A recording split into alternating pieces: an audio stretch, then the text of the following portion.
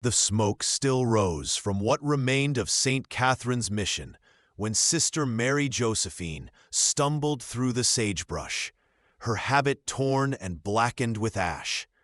Behind her, the screams had finally stopped. The cattle baron's men had done exactly what they'd promised.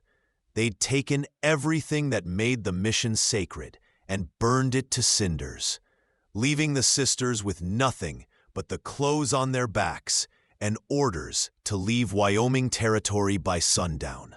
Mary's fingers trembled as she clutched the small silver cross at her throat, the only thing she'd managed to save. Her feet bled through her worn shoes, but she kept walking toward the ridge, where smoke from a distant ranch curled into the copper sunset. Anywhere was better than the ruins behind her, where 17 years of missionary work lay in ashes because they'd refused to sell their land to Silas Harrow's cattle empire. Before we continue with Mary's desperate journey, I'd love to ask you to take just a moment to subscribe to the From Wild West channel and give this video a like. Your support truly means everything and motivates us to keep bringing you quality stories from the frontier. I'm also curious, where are you listening from today? Let me know in the comments. The ranch house appeared through the gathering dusk like a mirage. Mary's vision blurred from exhaustion and dehydration as she approached the split-rail fence. A massive figure emerged from the barn, silhouetted against the lamplight, broad-shouldered, moving with the deliberate grace of a man who'd spent his life working the land. "Please," Mary's voice cracked. "Water. I can pay." She fumbled with the cross at her throat, her fingers shaking. "This silver, it's all I have left." The man stepped closer, and Mary saw his face in the fading light. Strong-jawed, weathered by sun and wind, with dark eyes that held something fierce and protective. A scar cut through his left eyebrow, white against tanned skin. He couldn't have been more than 32, but his eyes held lifetimes. "Keep your cross, sister." His voice was low, roughened by the prairie wind. "Silver isn't what you need here. You need safety, and that's something I give freely." Mary's knees buckled, but his hands caught her before she hit the ground. Calloused palms, gentle despite their strength. "Easy now. When's the last time you ate?" "This morning, before they came." The words escaped before she could stop them. His jaw tightened, a muscle jumping beneath the stubble. "Harrow's men?" She nodded, and something dangerous flickered across his features. Controlled fury that made her both afraid and strangely safe. "Name's Jacob Reeves." He lifted her as easily as if she weighed nothing, carrying her toward the house. "You're at the Double R Ranch now, and Harrow's bastards won't set foot on my land. That's a promise." The ranch house interior smelled of cedar and coffee. Jacob settled her into a chair at a rough-hewn table and moved to the stove with surprising efficiency for such a large man. Within minutes, he'd placed bread, beans, and water before her. Mary tried to eat slowly, maintaining the dignity drilled into her since entering the convent at 17. But hunger won. Jacob watched without judgment, refilling her cup when she drained it. "The other sisters?" he asked quietly. "Scattered. Mother Superior told us to run. Find shelter separately. Harder to track." Mary's hands shook around the cup. "They gave us until sundown to leave the territory. Said if they caught us after dark." She couldn't finish. Jacob's fist clenched on the table. "What Harrow's doing to you, sisters? Driving you off land you've held for near 20 years, burning your mission, threatening women who've done nothing but help this territory. It's worse than killing you outright. He's trying to break your spirits, make you run so broken you never come back. It's working." The admission tasted like ash, I don't know where to go. I have no family, no means. The church is all I've known since I was a girl. Then you stay here. Jacob said it like it was the simplest thing in the world. I need help with the ranch work anyway. Can you cook? Tend animals? Handle accounts? Mary blinked at him. You're offering me employment? Offering you a place to catch your breath and figure out what comes next. He leaned back, arms crossed over his broad chest. Fair wage, your own room in the guest cabin, no strings. You work, you earn your keep with dignity. That's the bargain. Why? The question escaped before her training could stop it. You don't know me. I could be anyone. Jacob's dark eyes held hers steadily. I know Harrow burned your home and threatened your life. I know you walked miles through rattlesnake country in the dark, rather than give up. That tells me everything I need to know about your character, sister. Mary, she whispered. Just Mary now, I suppose. Mary, then. Something in the way he said her name made her breath catch. Welcome to the Double R. The days that followed fell into a rhythm that felt both strange and comforting. Mary woke before dawn, her body clock trained by years of matins, and found Jacob already working in the barn. He taught her to curry the horses, his large hands guiding hers over the animal's flanks, showing her how to feel for injuries or heat. Gentle but firm, he instructed, standing close enough that she could smell leather and sage on his skin. Horse needs to know you're confident. Go slow at first. They spook easy if they don't trust you yet. Mary's hands trembled the first time she approached the massive bay stallion, Jupiter. The animal's sheer size terrified her, but Jacob's steady presence at her back gave her courage. That's it, he murmured, when she successfully ran the brush down Jupiter's neck. See? He knows you're not going to hurt him. How do you know?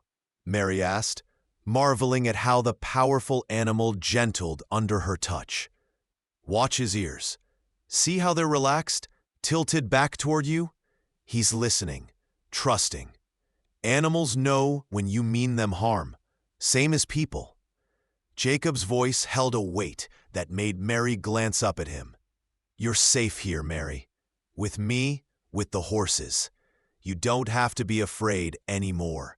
But fear had become so ingrained in her that letting it go felt impossible. Every night, she woke gasping from dreams of flames and cruel laughter, clutching her blankets as phantom smoke filled her lungs.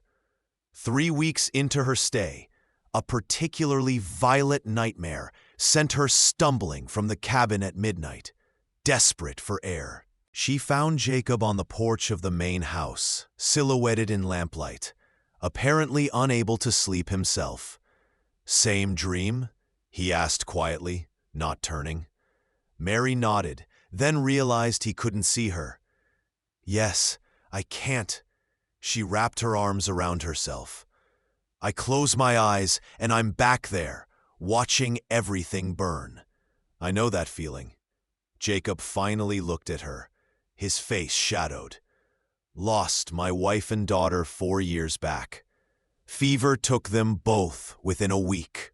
Some nights I still hear my little girl calling for me, and I wake up reaching for something that's gone. The raw pain in his voice made Mary's chest ache. She moved closer without thinking, drawn by shared grief. I'm so sorry, Jacob. Elizabeth was her name. My daughter, not my wife. Wife was Catherine. A bitter smile twisted his mouth. Ironic, isn't it? Your mission was named Saint Catherine. Sometimes I think God has a cruel sense of humor. Or perhaps he brought me here because you'd understand. Mary surprised herself with the boldness of her words. Why someone might feel like they've lost everything.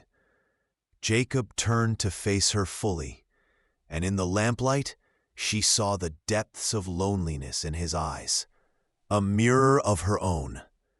You haven't lost everything. Mary, you're still here, still standing. That's more than Harrow wanted to leave you with. Standing, Mary repeated with a hollow laugh. I feel like I'm barely breathing. Then we'll work on breathing together. Jacob held out his hand, palm up, an offering rather than a demand. One day at a time.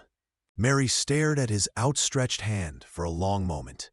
17 years of convent training screamed at her not to touch him, not to let herself feel anything beyond duty and devotion to God. But her fingers reached out anyway, settling into his calloused palm like they'd been made to fit there. Jacob's hand closed around hers, warm, solid, real. Together, he said quietly. The word, a vow. Together, Mary echoed. And for the first time since the fire, something besides fear stirred in her chest. The next morning, Jacob found Mary in the kitchen garden she'd started, her hands deep in the earth, coaxing life from the soil, with a tenderness that made his chest tight. She'd taken to wearing split riding skirts instead of her ruined habit, her dark hair caught up in a simple braid that left her neck exposed to the sun. She looked up when his shadow fell across her, a smudge of dirt on her cheek. The tomato plants are taking root. We should have fruit by August. You're good at this, Jacob observed, making things grow. The sisters always kept gardens. I learned young. Mary sat back on her heels, squinting up at him. It's different here, though. Harder soil, less rain. Everything has to be stronger to survive. Including you? The words came out before he could stop them. Mary's eyes met his, green and clear in the morning light. Yes, including me.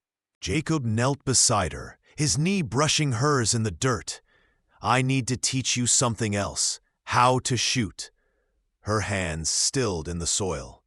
I don't believe in violence. Neither do I, not for its own sake. Jacob's voice hardened. But believing in peace doesn't mean much when someone's pointing a gun at you. Harrow hasn't forgotten about you, sisters. Sooner or later, he'll send men to finish what they started. Fear flickered across Mary's face, quickly suppressed. And you think shooting lessons will help? I think knowing you can defend yourself will help. Jacob stood, offering his hand. Come on, time to learn how to handle a Colt.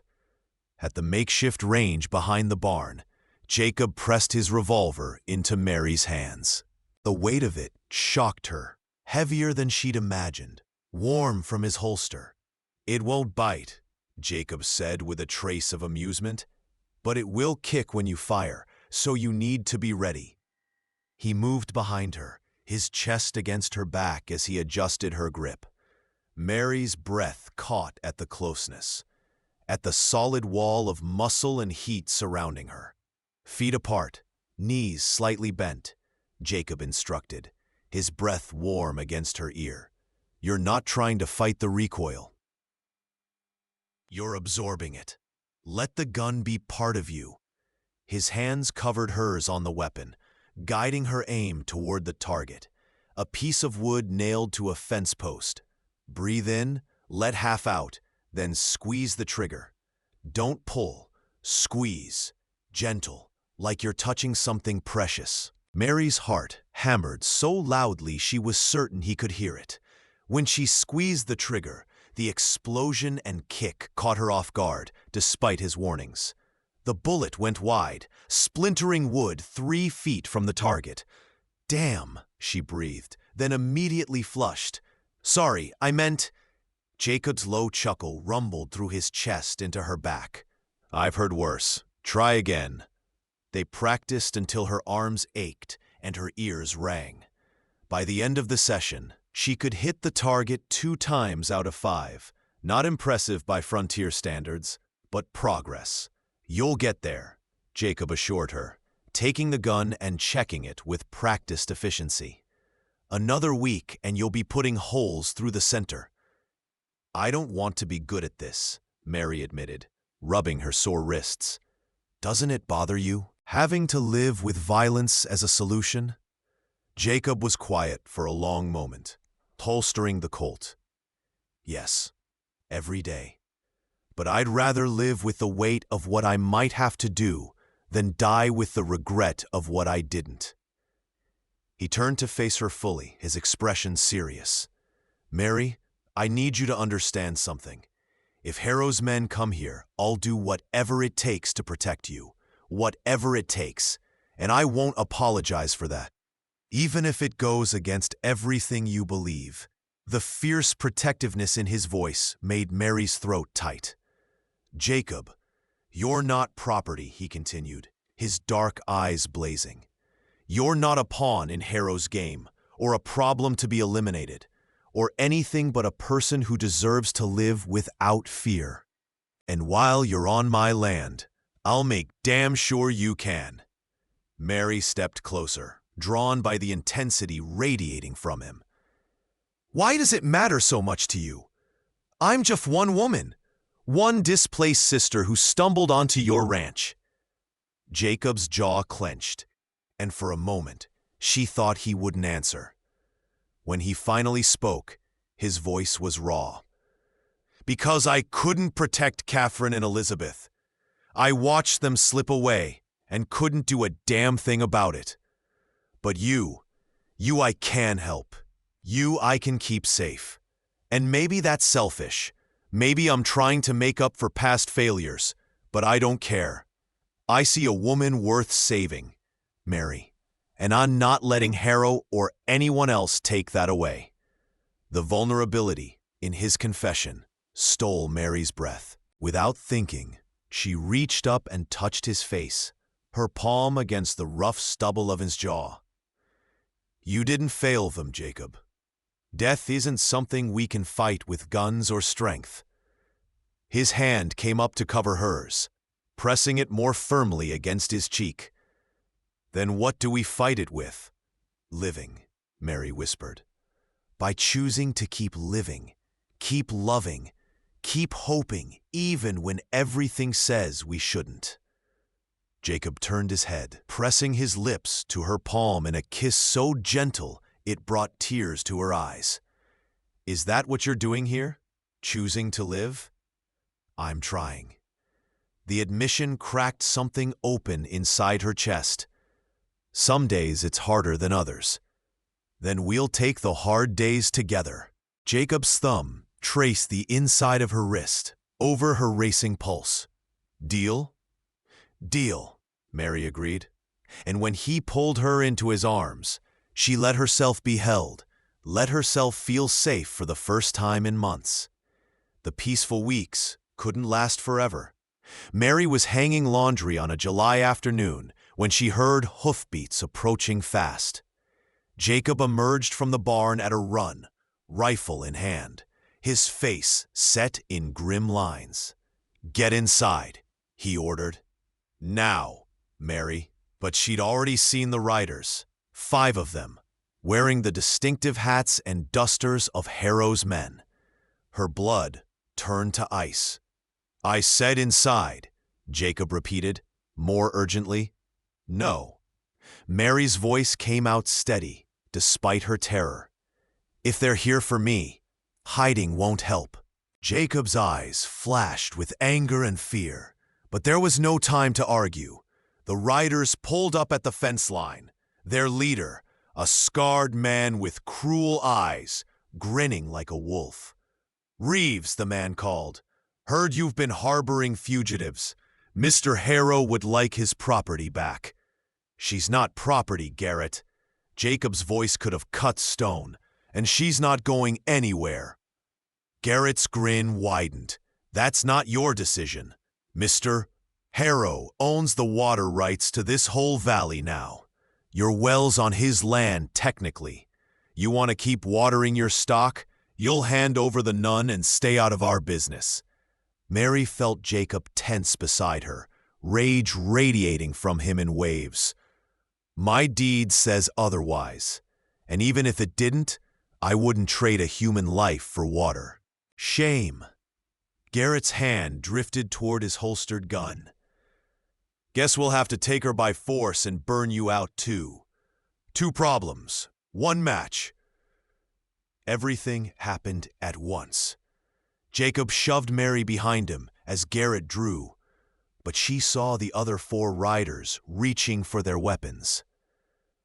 Without thinking, Mary grabbed Jacob's backup pistol from his belt and fired. The shot went wide, but it startled Garrett's horse, sending it rearing.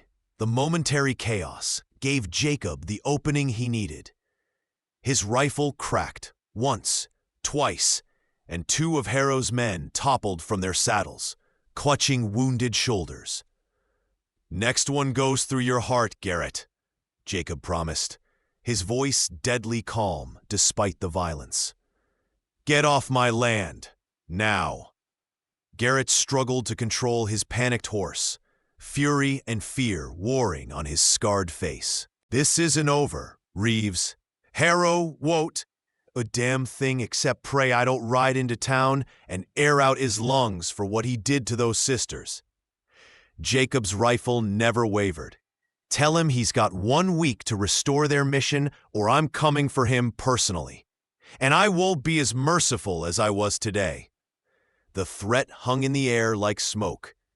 Garrett spat into the dust, gathered his wounded men, and retreated at a gallop, leaving only hoof prints and the acrid smell of gunpowder. Mary's legs gave out the moment they disappeared from view. Jacob caught her, his arms wrapping around her as she shook violently. "I'm sorry," she gasped. "I know I shouldn't have. I just saw them all drawing and I thought." "You saved my life," Jacob interrupted, his voice rough with emotion. "If you hadn't fired when you did, I'd have had 4 bullets in my back before I could turn." He pulled her tighter against him, his face buried in her hair. "God, Mary, when I saw them reach for their guns, all I could think was that I couldn't lose you. Not you. Not like this." Mary's hands fisted in his shirt, anchoring herself to his solid warmth. "I was so afraid. When he threatened to burn you out, I couldn't. I can't watch everything burn again, Jacob. You won't have to." Jacob eased back, enough to cup her face in his hands, his thumbs brushing away tears she hadn't realized she'd shed. "We're going to end this, together. But right now, I need to know you're all right. Did any of them hurt you?" "No, you stopped them." Mary met his intense gaze, seeing her own fear reflected there. "But what if they come back with more men? What if—" Jacob silenced her with a kiss, fierce, desperate, filled with all the emotion they'd been dancing around for weeks. Mary made a small sound of surprise that became a moan as she kissed him back, her hands sliding up to tangle in his dark hair. When they finally broke apart, both breathing hard, Jacob pressed his forehead to hers. "I'll die before I let them hurt you." "Do you understand? I'll die before I hurt you, and I'll die protecting you from anyone who tries." "Don't talk about dying," Mary whispered, her voice breaking. "Please, Jacob, I can't. I've lost too much already." "Then let me promise you this instead." Jacob's hands trembled against her face, betraying how close they'd come to disaster. "I'm going to keep you safe. I'm going to rebuild that mission, and I'm going to make Harrow answer for every moment of fear he's put in your eyes." "Ow!" The question came out small, defeated. "He has money, power, men. We have each other," Jacob finished firmly. "We have each other, and that's more than he'll ever have.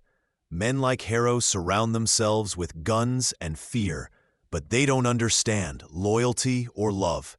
That's their weakness. Love." The word hung between them, unspoken but undeniable. Mary searched Jacob's face, seeing the truth written there. In the fierce protectiveness, the gentle care, the way he looked at her like she was something precious and irreplaceable. "I shouldn't love you," she whispered. "I took vows. I promised my life to helping people, to compassion and service." Jacob's thumb traced her lower lip. "What kind of God would ask you to deny your own heart in the name of serving his?" Mary didn't have an answer. The church's teachings warred with everything she felt when Jacob touched her, when he held her, when he looked at her like she was the answer to prayers he'd stopped believing would be answered. "I'm terrified," she admitted, "of what I feel, of what happens if we lose." Then be terrified with me," Jacob said simply. "But don't run from this. Don't run from us." Mary kissed him again, softer this time, an answer without words.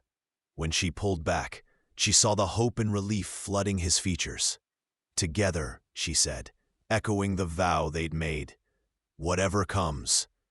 "Together," Jacob agreed, and the word felt like coming home. The next morning, Jacob saddled 2 horses before dawn. "We're riding into town," he announced when Mary emerged from the cabin, still tying back her braid. "Is that wise after yesterday?" "After yesterday, we need allies." Jacob checked his rifle, his movements efficient. "There are good people in Red Creek who've been too afraid to stand up to Harrow. But if they see we're willing to fight, some might find their courage." The ride to Red Creek took 2 hours through increasingly familiar terrain. Mary found herself watching Jacob as he rode. The easy confidence in the saddle, the way his eyes constantly scanned the horizon for threats, the unconscious protectiveness in how he kept his horse slightly ahead of hers. Red Creek wasn't much as towns went. A main street with a dozen buildings, a church with a crooked steeple, and the dusty promise of civilization carved out of wilderness. But it had a telegraph office, and that's where Jacob headed first. Inside, the telegraph operator, a thin man with nervous eyes, looked up from his keys and paled. "Mr. Reeves, I heard about the trouble yesterday." "I bet you did. Harrow makes sure news spreads when he wants it to." Jacob leaned against the counter, deliberately casual. "But here's some news for him. I'm wiring the territorial governor about his land schemes. Illegal water rights claims, destruction of church property, attempted murder, all of it." The operator's hands shook. "Mr. Harrow won't like that." "I'm not asking him to like it." Jacob's voice hardened. "I'm giving him a choice. Make this right, or watch federal marshals ride in and take everything apart, piece by piece." Mary watched the exchange with growing admiration. Jacob wasn't just fighting with guns. He was fighting with law, with witnesses, with the systematic dismantling of Harrow's power structure. After sending the telegrams, they stopped at the general store.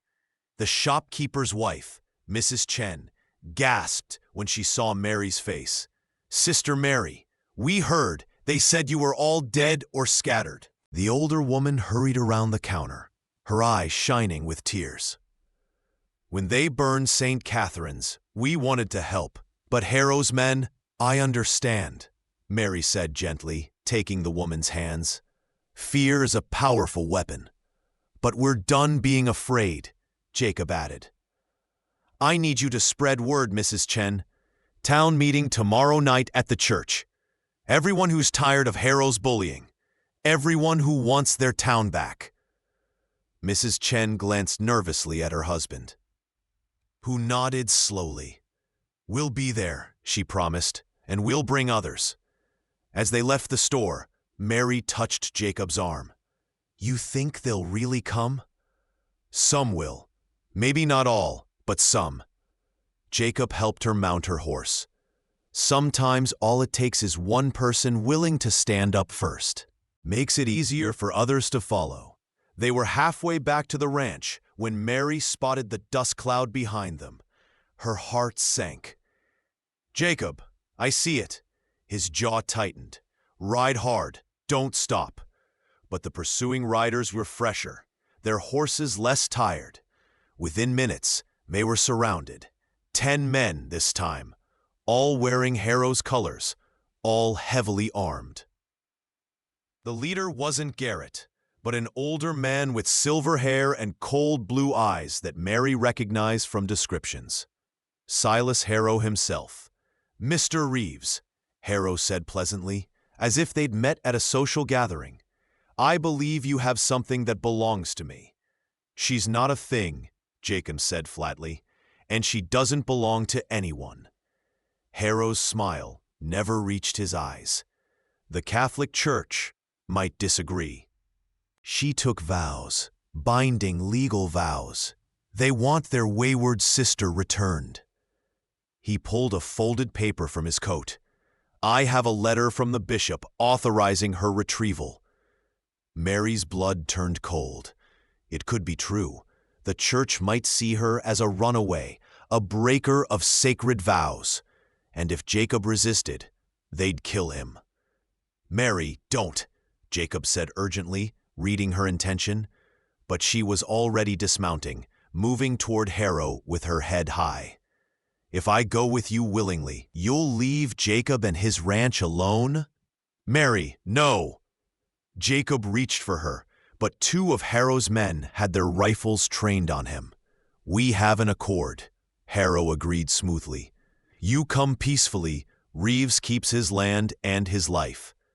Mary's hand shook, but she kept walking. She was 3 steps from Harrow's horse when Jacob's voice rang out, raw and desperate. "I love you." She froze. Behind her, she heard Jacob continuing, his words tumbling out like a confession. "I love you, Mary Josephine Brennan. I love your strength and your kindness and the way you make me believe in second chances. I love that you chose to live when dying would have been easier. I love you, and I'm asking you to choose me. Choose us. Choose the life we can build together, instead of going back to something that was never yours to begin with." Tears streamed down Mary's face. She turned to look at him, this strong, scarred, beautiful man who'd given her safety and purpose, and something she'd never expected to feel. "Your vows were made by a girl who didn't know she had options," Jacob continued, his voice breaking. "But you're a woman now, a woman who's earned the right to choose her own path. So choose, Mary, please." Harrow shifted impatiently in his saddle. "Touching, but we have business." The rifle shot cracked through the air, and Harrow's hat flew off his head. Everyone froze as more shots rang out, not from Jacob, but from the ridge above them. "Federal Marshal," a voice boomed. "Throw down your weapons." Mary's knees buckled with relief as she saw the line of mounted lawmen appearing on the ridgeline, their badges glinting in the sun. At their head rode a woman in a marshal's coat, her gray hair pulled back severely. "Marshal Devereaux," Jacob breathed. "You got my wire." The marshal rode down, her sharp eyes taking in the scene. "Got more than your wire, Mr. Reeves. Got testimonies from 6 displaced sisters, 2 ranchers Harrow swindled, and a very angry bishop who never sent any authorization letter." She fixed Harrow with a steely glare.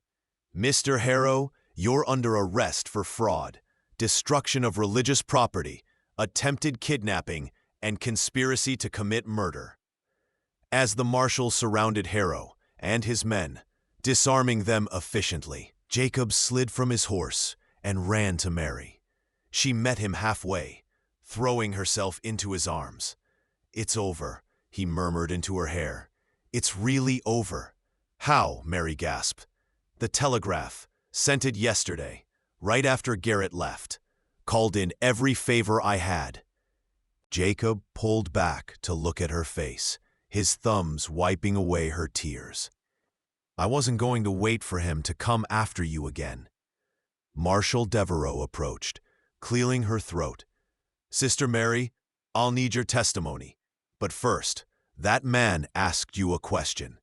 She nodded toward Jacob. Seems rude to keep him waiting for an answer. Mary looked up at Jacob, seeing hope and fear warring in his dark eyes. You said you love me. I do, he confirmed without hesitation. More than I thought I could love anything again. I love you too, Mary whispered. I think I have, since you gave me water and told me to keep my cross. Since you made me feel like a person again, instead of a burden or a possession. Jacob's smile was like sunrise breaking through storm clouds. Then marry me. Not because you're scared or desperate or have nowhere else to go. Marry me because you want to build a life with me. Because you can't imagine your mornings without me teaching you to shoot, or your evenings without me burning dinner. Mary laughed through her tears. You're a terrible cook. I know you'd be saving me from starvation. Jacob's expression turned serious. Mary, I know you took vows. I know this isn't the life you planned, but I'm asking you to take new vows. To me, to us, to the future we can make together. What do you say? Mary thought of the girl she'd been at 17, scared and alone, seeking refuge behind convent walls. Then she thought of the woman she'd become, scarred but surviving, afraid but fighting, capable of love she'd thought she'd given up forever. Yes, she said, and kissed him as the morning sun climbed higher, burning away the last shadows of her old life. The wedding took place 3 weeks later in the newly rebuilt St. Catherine's Mission. Marshal Devereux's federal intervention had not only arrested Harrow, but also returned the mission's land and provided funds for reconstruction. The other sisters had returned, and Mother Superior, a practical woman who'd always suspected Mary's true calling lay elsewhere, had released her from her vows with surprising warmth. God works in mysterious ways, Mother Superior had said, embracing Mary. Your path led you to service through the church, but perhaps your service is meant to take a different form now. The church was packed with townspeople who'd found their courage once Harrow's power broke. Mrs. Chen had decorated the altar with wildflowers, and the summer air smelled of sage and hope. Mary wore a simple cream dress, her dark hair loose around her shoulders. When Jacob saw her walking down the aisle, his eyes shone with tears he didn't try to hide. The circuit preacher kept the ceremony short and sweet. When it came time for vows, Jacob took Mary's hands in his voice steady and sure. Mary, I promise to protect you but never cage you, to honor your strength while offering my own, to build a life with you where you're never again afraid to choose your own path. I'll die before I hurt you, and I'll live to love you. Together, every day, for as long as we both breathe. Mary's voice shook, but her words came clear. Jacob, I promise to stand beside you in good times and hard, to build a home where laughter is as common as sunrise. To love you not because I need to be saved, but because you showed me how to save myself. Together, whatever comes, for as long as our hearts beat. When the preacher pronounced them married, Jacob kissed her with gentle reverence, and the congregation erupted in cheers. At the reception in the mission courtyard, Jacob pulled Mary aside, leading her to the rebuilt garden wall. The same place where months ago she'd stumbled out of the darkness, more dead than alive. Look at what you've grown, he said softly, gesturing to the thriving gardens, the laughing people, the rebuilt mission. From ashes, you brought all this back to life. We brought it back, Mary corrected, squeezing his hand. Together. Jacob smiled and pulled a small package from his pocket. Wedding gift. I know it's not much. Mary unwrapped the cloth to reveal a small wooden carving. 2 horses running side by side across a prairie, neither ahead nor behind. perfectly matched. "It's beautiful," she breathed. "Did you?" "Carved it myself over the past month. Wasn't sure I remembered how, but—" Jacob ducked his head, suddenly shy. "Wanted you to have something that showed us how we are together." Mary kissed him softly. "It's perfect. You're perfect." "I'm stubborn, bad at cooking, and I snore," Jacob corrected with a grin. "Then you're perfectly imperfect," Mary amended, "and exactly what I need." As the sun set over Red Creek, painting the sky in shades of copper and gold, Jacob and Mary stood together at the edge of their new beginning. Behind them, the mission bells rang clear and bright. Before them, the Double R Ranch waited. Their home, their future, their shared hope. "What do you think comes next?" Mary asked, leaning into Jacob's warmth. "More mornings, more challenges, more of this." Jacob kissed the top of her head. "Whatever it is, we'll face it together." "Together," Mary agreed. The word that had become their promise, their prayer, their truth. And in that moment, watching the sunset paint the frontier sky, Mary Josephine Brennan Reeves knew that she'd finally found what she'd been searching for all along. Not salvation, not safety, not even peace. She'd found partnership. She'd found home. She'd found love worth living for. The first month of marriage passed like a dream, painted in prairie gold. Mary woke each morning to find Jacob already working, his silhouette dark against the dawn as he tended the horses. She'd learned to make coffee the way he liked it, strong enough to strip paint, as he joked, and he'd learned that she needed quiet time in the garden before the day's chaos began.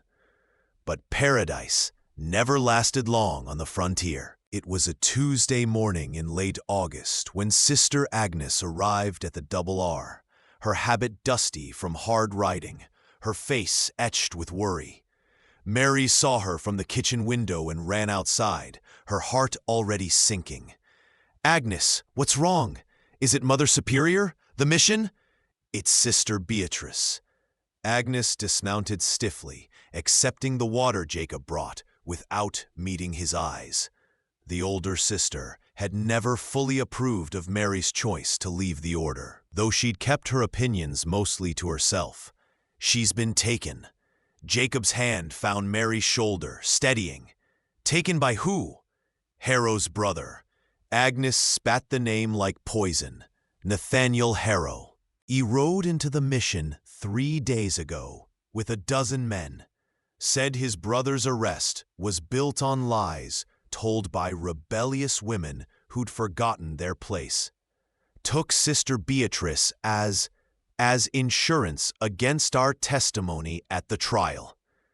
Mary's blood ran cold. The trial was set for next month in Cheyenne, a territorial case that would determine not just Silas Harrow's fate, but set precedent for how cattle barons could treat settlers and religious institutions. Without the sister's testimony, the case would collapse. "Where's he holding her?" Jacob's voice had gone quiet and dangerous. The tone Mary had learned meant he was already planning violence. "His ranch north of Laramie. The Broken Spur." Agnes finally looked at Jacob directly, her gray eyes hard. "And before you say you'll ride up there with guns blazing, you should know he's got 20 men and has threatened to hang Sister Beatrice if anyone approaches." "Then we don't approach," Mary said quietly. "We sneak in." Both Agnes and Jacob turned to stare at her. "Absolutely not," Jacob said immediately. "Mary, these men are killers. I'm not letting you anywhere near." "She's my sister," Mary interrupted, using the voice that had carried authority in the convent kitchen. "The one that brooked no argument. Not by blood, but by everything that matters. Beatrice was the one who found me the night my father beat me so badly I couldn't walk. She carried me to St. Catherine's herself when I was 17. I'm not leaving her to hang." Agnes studied Mary with new respect. "The girl who left us has become quite the woman." "Jacob made me strong," Mary said simply. "Now I use that strength for the people I love."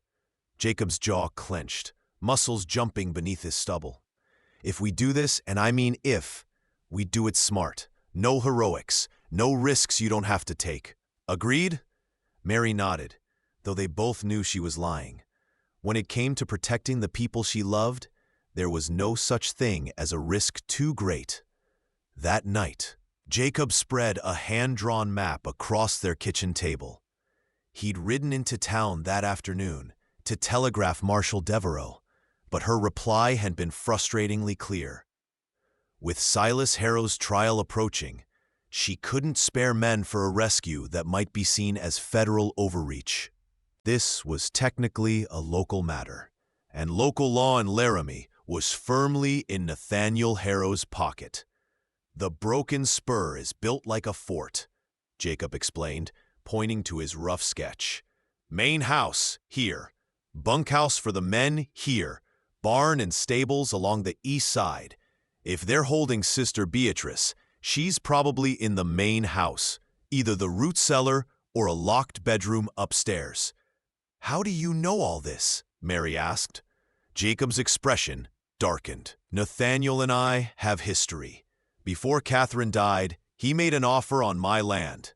When I refused, he tried to run me off. That's where I got this." He touched the scar through his eyebrow. "One of his men caught me with a rifle butt. I returned the favor with my fists, and a promise that if he came near my family again, I'd bury him in the prairie."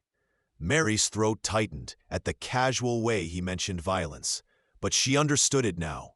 The frontier didn't leave room for gentle men, only strong ones who chose to be gentle when they could. "So he knows your face," Agnes said flatly. "You can't just ride up there." "No, but Mary can." Jacob's words made Mary's head snap up. "Nathaniel doesn't know what you look like. To him, you're just another runaway sister." Understanding dawned cold and clear. "You want me to go in alone, pretend I'm turning myself in." "Not alone," Jacob corrected quickly. "I'll be close, hidden. You go in, find Sister Beatrice, and at midnight, I'll create a distraction. You get her out during the chaos. And if something goes wrong?" Mary's voice stayed steady despite her racing heart. Jacob's hand covered hers on the table. "Then I burn the whole place down getting you both out, whatever it takes." The ride to Laramie took 2 days. They left Agnes at the ranch. Someone needed to run the double R and send word if they didn't return. The old sister had embraced Mary fiercely before they left. "You've become what we all hoped you'd be," Agnes whispered. "Strong, faithful, brave. Just perhaps not in the way we expected."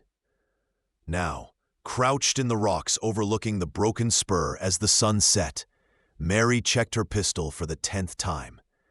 Jacob had taught her well over the past months. She could hit a target at 30 yards, reload in under a minute, and most importantly, she'd learned to control her breathing when fear threatened to overwhelm her.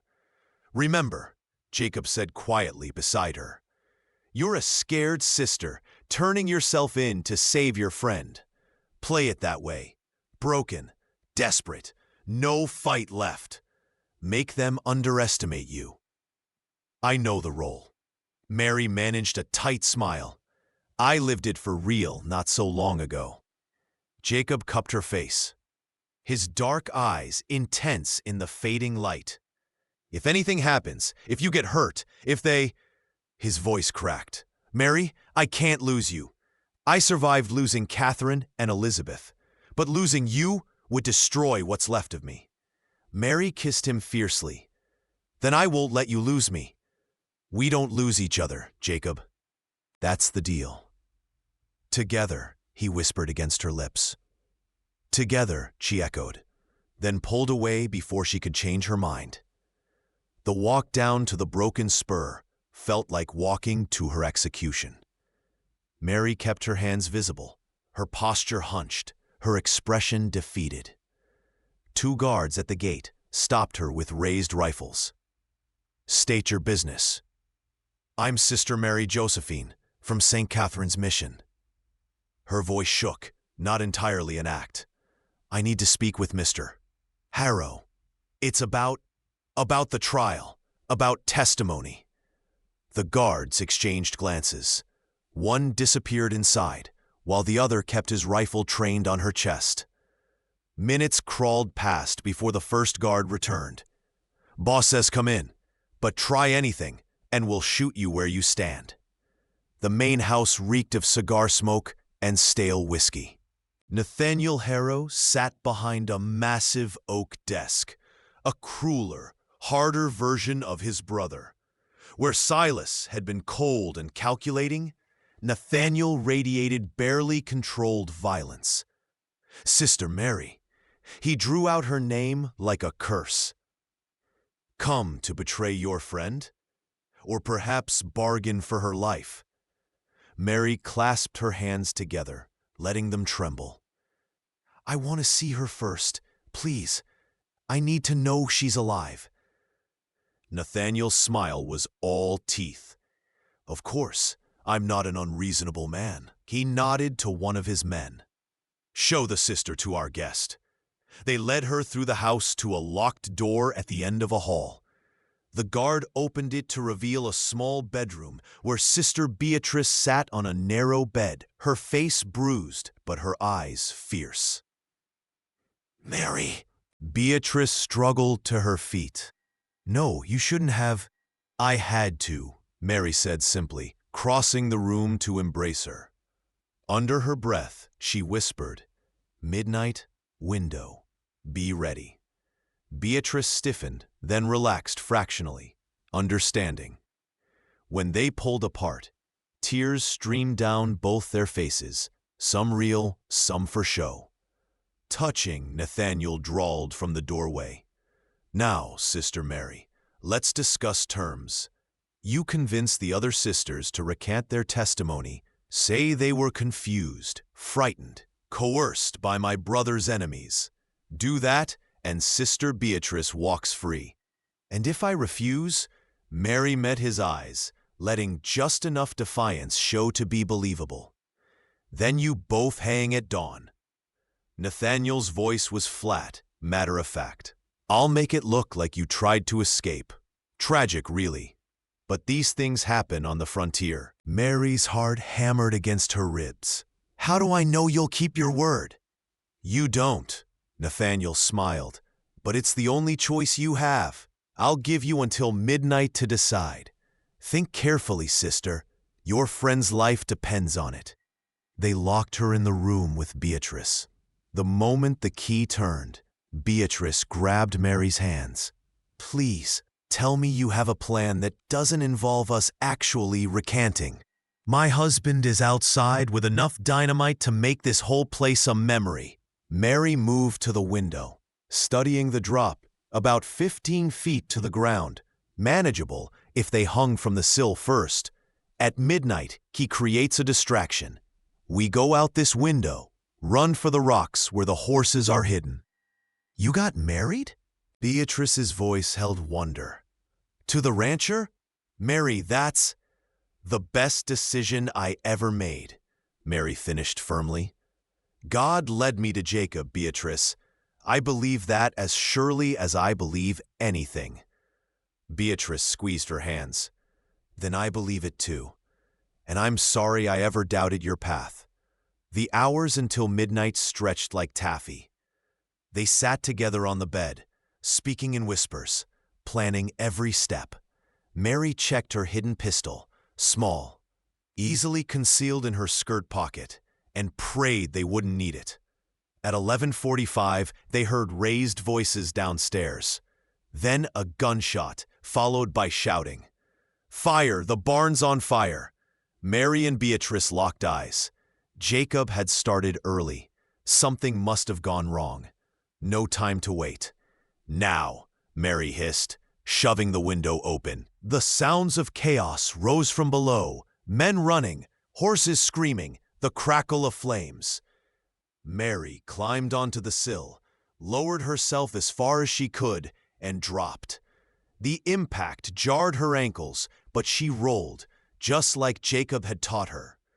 Beatrice followed seconds later, landing with a grunt of pain.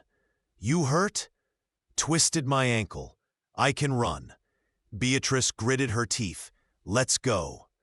They ran for the rocks, keeping low, using the smoke and confusion as cover. Mary's heart pounded so hard she thought it might burst. "Almost there. Almost." "Stop!" The voice came from their left. Mary turned to see one of Harrow's men, rifle raised, his face twisted with rage.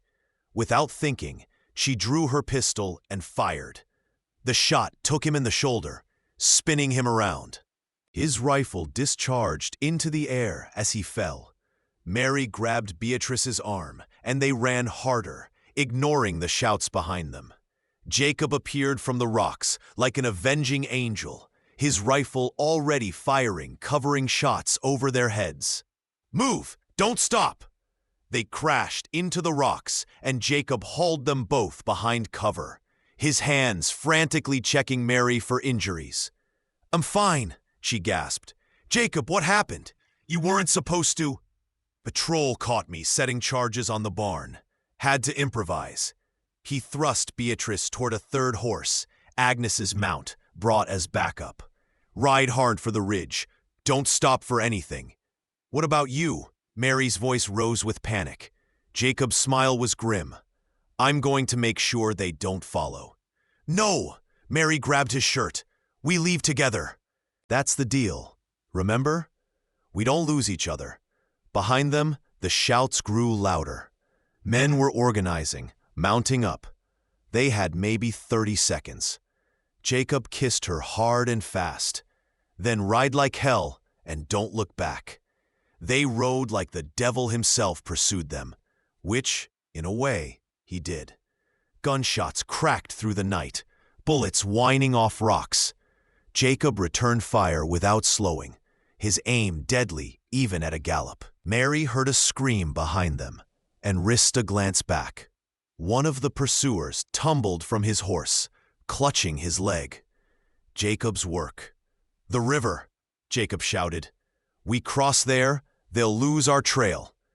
The river was swollen with late summer runoff, dangerous in daylight and potentially lethal at night.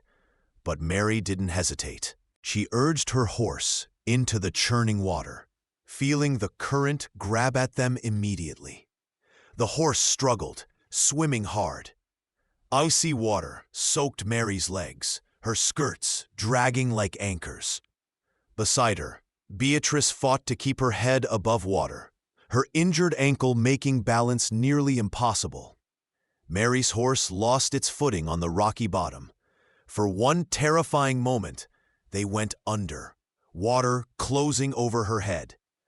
Then strong hands grabbed her collar, hauling her up. Jacob had her, his horse more sure-footed, his strength keeping her from being swept away. They emerged on the far bank, soaking, exhausted, but alive. Behind them, Harrow's men gather on the opposite shore, their rifles useless at this range in the darkness. "This isn't over, Reeves," Nathaniel Harrow's voice carried across the water. "I'll hunt you to the end of the earth." "Then you better bring more men," Jacob shouted back, "because I'm not running anymore." They rode through the night, putting miles between themselves and the broken spur. By dawn, they were back on Double R land, safe behind fence lines Jacob had fortified over the past weeks. Agnes met them at the door, pressing hot coffee into their shaking hands. Beatrice collapsed into a chair, her ankle now swollen to twice its normal size. Mary tended to it while Jacob checked the perimeter, his rifle never far from his hand. "We can't stay here," Jacob said when he returned. "Nathaniel will come. Maybe not today, but soon." "Then we go to him first," Mary said firmly. We end this, Jacob, once and for all. Mary, no. She stood, facing him across the kitchen. I'm done running. I'm done hiding. I'm done letting men like the Harrows dictate where I can live and who I can love. We take the fight to them, or we spend the rest of our lives looking over our shoulders. Jacob stared at her, and Mary saw the moment he recognized the woman she'd become, not the frightened sister who'd stumbled into his life, but a fighter, a partner, someone who'd stand with him against any threat. All right, he said quietly. Then we plan this smart. No more improvising. We gather allies, build a case so solid even Laramie's corrupt sheriff can't ignore it, and we make damn sure both Harrow brothers answer for what they've done. How? Beatrice asked from her chair. They own the law up there. Mary's mind raced, pieces falling into place.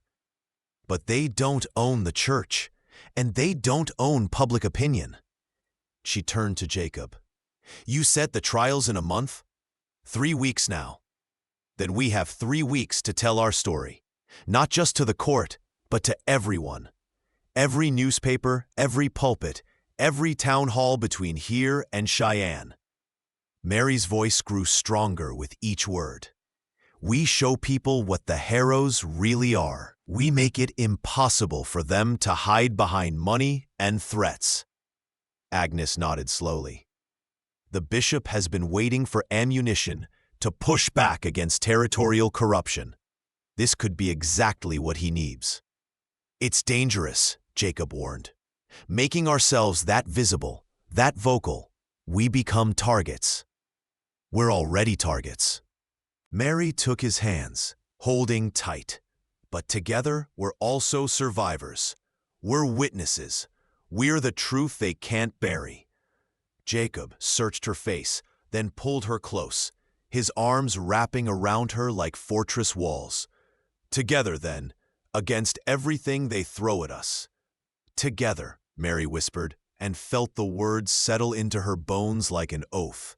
The next morning, they began planning their war. 3 weeks later, Mary stood on the steps of the Cheyenne courthouse, her voice carrying across the packed square. Beside her stood Jacob, his hands steady on her back. Behind them, 17 sisters in full habit formed a line of moral authority that even corrupt judges couldn't ignore. The trial had been moved to a larger venue due to public interest. Interest they'd carefully cultivated through newspaper interviews, church testimony, and town hall meetings across Wyoming territory. What started as a simple land fraud case had become a referendum on frontier justice itself. Mary had told their story 100 times, but she never let it become rote. Each telling carried the weight of truth, the power of lived experience. Silas and Nathaniel Harrow didn't just steal land, she said, her voice clear and strong. They tried to steal our dignity, our safety, our right to exist without fear. They burned our home because we said no. They kidnapped my sister because we dared to seek justice. They threatened my husband because he gave me shelter when I had nowhere else to go. In the crowd, she saw faces she recognized. Mrs. Chen from Red Creek, other ranchers Harrow had victimized. Townsfolk who'd found their courage when the sisters found theirs. But here's what they couldn't steal, Mary continued. They couldn't steal our voices, they couldn't steal our truth, and they couldn't steal our determination to make sure no one else suffers what we suffered. The courtroom doors opened. Marshal Devereaux emerged, her face grave but determined. The jury's reached a verdict, she announced. The crowd held its breath as they filed inside. The courtroom was packed beyond capacity, people standing 3 deep along the walls. Silas Harrow sat at the defense table, his expression stony. Nathaniel was already in custody, his trial for kidnapping set to follow this one. Mary's hand found Jacob's, their fingers intertwining. Whatever came next, They'd face it together. The judge, a federal appointee, not a local stooge, called the court to order. Has the jury reached a verdict? We have, Your Honor. The foreman stood, a weathered rancher whose land bordered the old mission. On all counts of fraud, destruction of property, intimidation, and conspiracy to commit violence, we find the defendant, Silas Harrow, guilty. The courtroom erupted. Mary felt tears streaming down her face, felt Jacob's arm crushing her against his chest, felt the weight of months of fear finally lifting. The judge banged his gavel. Silas Harrow, you are hereby sentenced to 15 years in the territorial prison. Your assets will be liquidated to provide restitution to your victims, including full funding for the rebuilding of St. Catherine's mission and compensation to all displaced settlers. Silas Harrow's face went white, then red with rage. As marshals moved to take him into custody, he lunged toward Mary, murder in his eyes. He never reached her. Jacob moved like lightning, his fist connecting with Harrow's jaw in a perfect right cross that sent the cattle barons sprawling. Marshal Devereaux and her men swarmed, pinning Harrow to the ground. That's for every tear she cried because of you, Jacob said quietly, flexing his bruised knuckles. And if you ever threaten my wife again, even from a prison cell, I'll make you regret being born. Outside the courthouse, the celebrations spilled into the streets. Sister Beatrice embraced Mary, both women crying and laughing. You did it, Beatrice said. You saved us all. We did it, Mary corrected. All of us together. As the sun set over Cheyenne, painting the sky in shades of triumph, Jacob pulled Mary away from the crowd. They walked to a quiet corner of the courthouse square, where a single oak tree provided shade and privacy. I have something for you, Jacob said, pulling a folded paper from his coat. Been waiting for the right moment. Mary unfolded it to find a land deed. Jacob, what? 20 acres adjacent to the mission property, he explained. Bought it with money from selling off some of my excess stock. I thought, maybe we could build a school there, for frontier children who need learning, for sisters who want to teach, for anyone who needs a place that's safe and welcoming. Mary stared at the deed, then at her husband, this man who'd saved her life and then taught her how to save herself. You want to build a school? I want to build a legacy, Jacob corrected. With you. Something that outlasts us, that helps people the way the mission helped you, the way you've helped me heal from losing everything. Mary threw her arms around him, the deed crumpling between them. Yes, God, yes. Let's build something beautiful. Jacob kissed her deeply, thoroughly, pouring months of fear and love and hope into the connection. When they finally broke apart, both breathless, he pressed his forehead to hers. I love you, Mary Reeves. Everything good in my life started the day you walked onto my land. I love you, Mary whispered back. My partner, my home, my future. As they stood together under the oak tree, the sounds of celebration washing over them, Mary thought about the journey that had brought her here. From terrified sister fleeing flames to woman building a future with her own hands. She thought about the girl she'd been and the woman she'd become. And she knew, with absolute certainty, that every hard step had been worth it. Because she'd found more than survival. She'd found purpose. She'd found love. She'd found herself. The end. Thank you so much for listening to this story. I'd love to know where you're enjoying this tale from. Are you listening at home, during your commute, or perhaps while working? Please subscribe to the From Wild West channel and share your thoughts in the comments below. What did you think of Jacob and Mary's journey? Your feedback means the world to us.